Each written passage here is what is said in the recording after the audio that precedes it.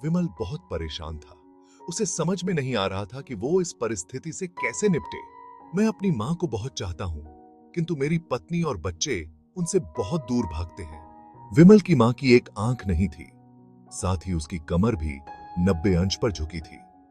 वैसे वह अपना काम सब खुद कर लेती थी, किंतु फिर भी वो विमल की पत्नी और बच्चों के लिए हमेशा खटकती थी।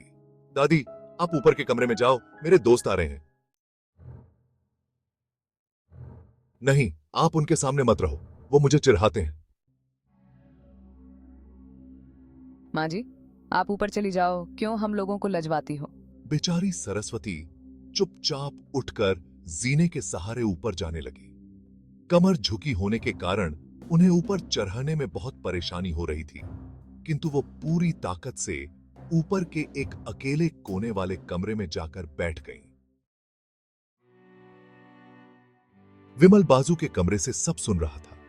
उसे कष्ट हो रहा था कि उसकी मां को अपमानित होना पड़ रहा है, किंतु वो असहाय था। अगर वो कुछ कहता है तो पत्नी और बच्चे उसका विरोध करने लगते हैं।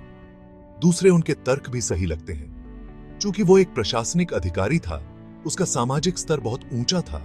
उसकी ससुराल भी एक उच्च घराने में थी। वह चुपचाप इस तरह हर दिन अपनी मां को अपमानित होते देखता रहता था। देखो जी, अब कुछ करो। कल कलेक्टर साहब की पत्नी आई थी।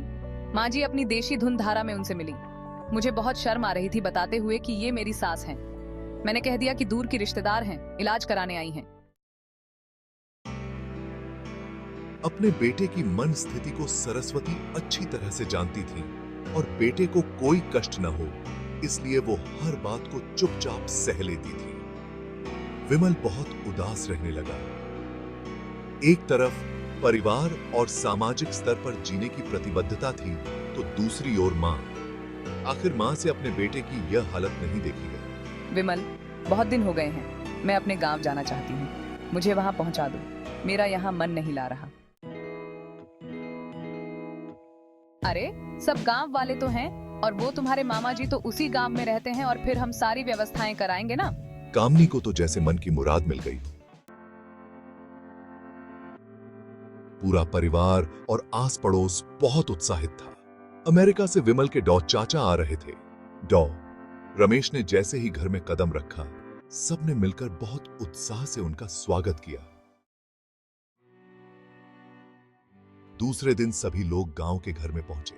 देखा कि सरस्वती को बहुत तेज बुखार है और वो पलंग पर असहाय पड़ी है। दौड़कर सरस्वती के पास जाते हुए, अरे मां, ये क्या हो गया आपको? डॉ रमेश दौड़कर सरस्वती के पास गए। उनके पैर छूकर रोने लगे।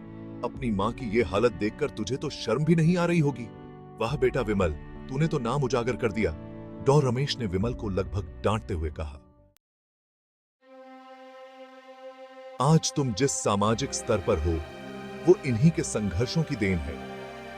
और बेटा विमल, तुम्हें शायद मालूम न हो कि बचपन में जब तुम 1 साल के थे, तब छत से नीचे गिरने के कारण तुम्हारी एक आंख फूट गई थी और तुम्हारी रीढ़ की हड्डी में भी समस्या थी। तब तुम्हारी इस क्रूर मां ने अपनी एक आंख और अपना बोन मेरो तुम्हें देकर इतना सुंदर स्वरूप दिया था। विमल को तो काटो तो खून नहीं था। शौक में, ये सब सच है? डॉक्टर रमेश, जो उसके चाचा थे, उन्होंने जो राज बताया, उसके बाद तो विमल को यही लग रहा था कि उससे ज्यादा पापी इंसान इस दुनिया में कोई और है ही नहीं। सरस्वती ने कामनी की मन स्थिति को समझकर उसको पुचकारते हुए अपने पास बुलाया। कामनी, इधर आओ बेटा। और विमल को डांटते हुए कहा, खबरदार, जो मेरी बहू को मुझसे अलग करने की कोशिश की तो तुझे ही घर से बाहर निकाल दूंगी। सरस्वती का यह प्यार और सख्ती का मिला जुला रूप सभी को चौंका देता है।